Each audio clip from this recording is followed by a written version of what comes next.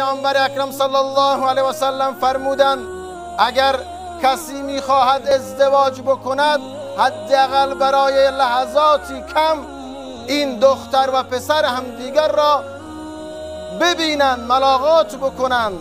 و علما در شرح این حدیث بیان کرده اند که اینها می توانند با حضور یکی از محارم اون دختر با همدیگر صحبت بکنند، همدیگر را پسند بکنند، از دیدگاه های همدیگر مطلع باشند.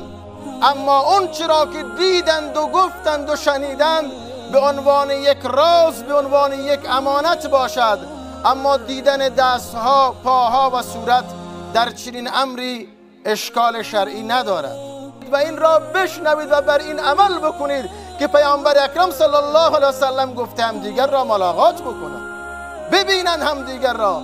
بگذاریم اون تعصب‌هایی که فقط در جامعه امروزی جنگ‌های اعصاب و زندگی‌هایی را از هم متلاشی می‌کند، اونها را رها بکنیم.